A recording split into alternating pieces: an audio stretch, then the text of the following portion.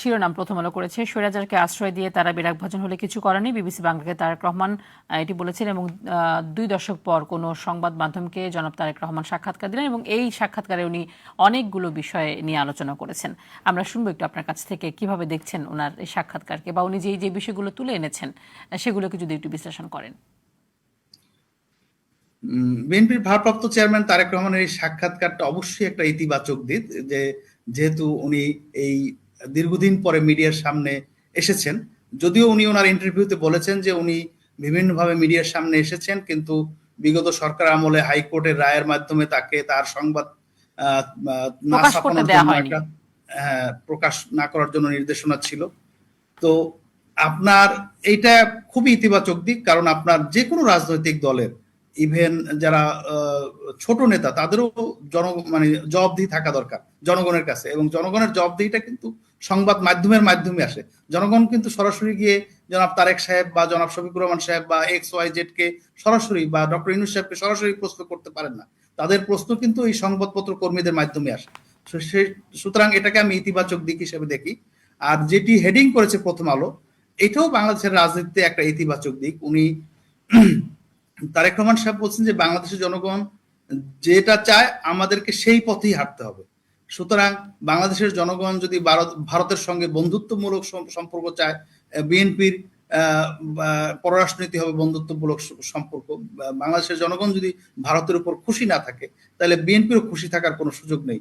এটা আমি জনগণের রায়ের প্রতি বিএনপির শ্রদ্ধা হিসেবেই দেখতে চাই, এবং আমি আশা করি যে শুধু এটা মুখের কথায় নয়, এটা তাদের ভবিষ্যতের যে কার্যক্রম সেই কার্যক্রমে তারা প্রমাণ করবেন। কারণ আপনার আপাত দৃষ্টিতে মনে হয় যে, এবং উনি নিজেও খুব কনফিডেন্টলি বলেছেন অন্য একটি পত্রিকার ইন্টারভিউতে, যে বিএনপি সংখ্যাগরিষ্ঠতা পেয়ে ক্ষমতায় আসবে। সুতরাং ক্ষমতায় আসলে তারা তাদের এই যে জনগণের প্রতি যে কমিটমেন্ট, সেই কমিটমেন্ট তারা রক্ষা করবে, এটাই আমরা আশা করি।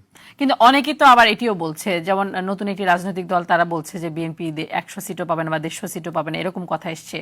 অনেকেই বলছে যে গত 1 বছরে বিএনপির একেবারে তৃণমূল যেই সমর্থকরা রয়েছে বা নেতাকর্মী রয়েছে তাদের যে অপকর্ম ছিল, চাঁদাবাজি থেকে শুরু করে বিভিন্ন সন্ত্রাসী কার্যক্রম, সেই কারণে বিএনপির যে একটি সুনাম ছিল সেটি অনেকটাই ক্ষুণ্ণ হয়েছে। যদিও আমরা জানি যে বিএনপি আসলে ব্যাপক হারে তাদের বিরুদ্ধে ব্যবস্থা নিয়েছে বিভিন্ন সময়, যাদের বিরুদ্ধে অভিযোগ এসছে তাদের বিরুদ্ধে বিএনপি খুব কঠোরভাবে ব্যবস্থা নিয়েছে। আপনি কি মনে করেন যে এই ধরনের ঘটনাগুলো, আমরা জানি যে সব রাজনৈতিক দলে কিন্তু এই ধরনের ঘটনা আছেই বা এরকম কার্যক্রম করে এই ধরনের কিছু নেতাকর্মী থাকে, তো এদের কারণে আসলে একটি রাজনৈতিক দল তাদের সুনাম ক্ষুণ্ণ হওয়ার সুযোগ থাকে কিনা?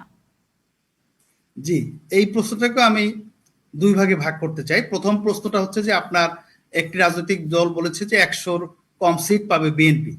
এখন আমি গতকালকে কিন্তু 2 জন এক্সপার্টের সঙ্গে কথা বলেছি, একদম স্পেসিফিকলি। ফর এক্সাম্পল, বাংলাদেশে 10টি বিভাগ, 10টি বিভাগে ধরেন বিএনপি সিট পেল না, কাউকে না কাউকে তো পেতে হবে।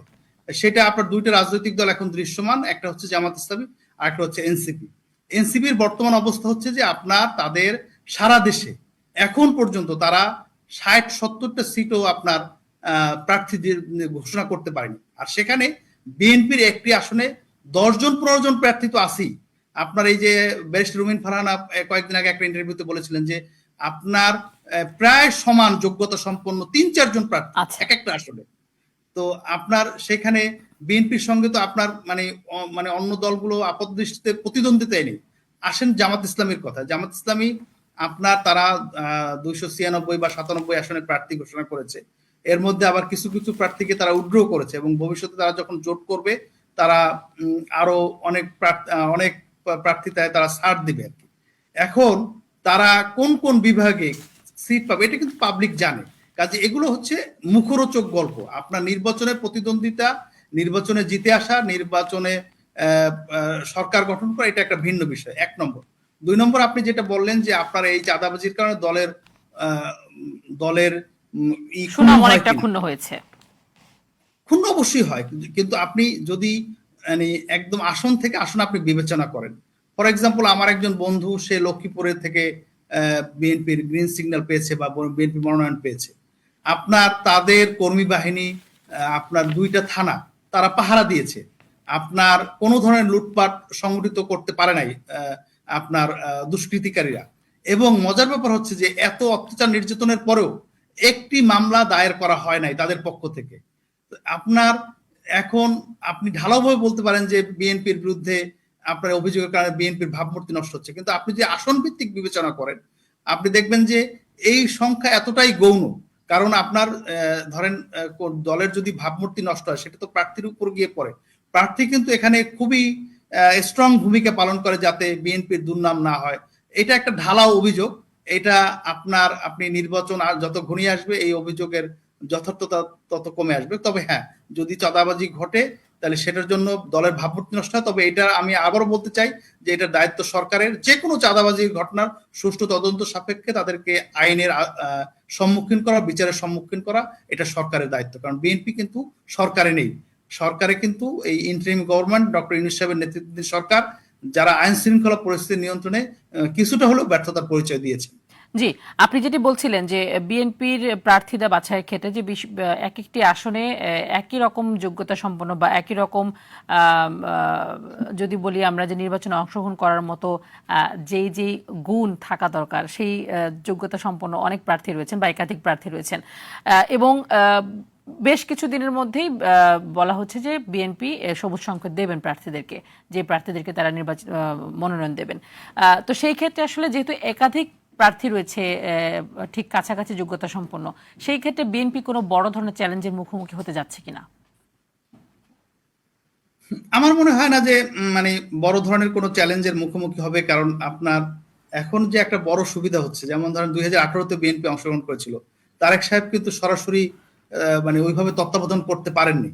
কিন্তু আপনার আজকে এই 2026 সালের যে নির্বাচন আমরা দেখতে পাবো, এখানে কিন্তু তারেক সাহেব শুধু তার দলের উপর নির্ভরশীল না, উনি ওনার অন্তত 5টি সংস্থা বা এজেন্সি থেকে তার কাছে আপনার মাঠ পর্যায়ে রিপোর্ট রয়েছে এবং যেগুলো বিএনপির একেবারে কনফার্ম সিট, সেই সব সিটেও যাতে গ্রহণযোগ্য ব্যক্তিদেরকে মনোনয়ন দেওয়া যায়, মানে মনোনয়ন যাতে প্রশ্নবিদ্ধ না হয় সেদিকে ওনার সুদৃষ্টি রয়েছে। এবং তার চাইতে বড় কথা হচ্ছে একটা ইফেক্টিভ স্থায়ী কমিটি রয়েছে বিএনপির, যারা বিভিন্ন বিষয়ে সিদ্ধান্ত, যেমন গতকালকেও আপনি সংবাদপত্রে পড়লেন যে স্থায়ী কমিটির বৈঠক হয়েছে। এই প্রার্থীদের ব্যাপারে স্থায়ী কমিটিরও মতামত জনাব তারেক সাহেব নেবেন। তো সেক্ষেত্রে কিছুটা জটিলতা রয়েছে, কিন্তু আপনারা এটা তারেক সাহেব খুব সহজভাবেই মোকাবেলা করতে পারবেন, কারণ তার পুরো সংগঠনের চেইন অফ কমান্ড রয়েছে এবং পুরো সংগঠন সম্পর্কে উনি অবহিত আছেন।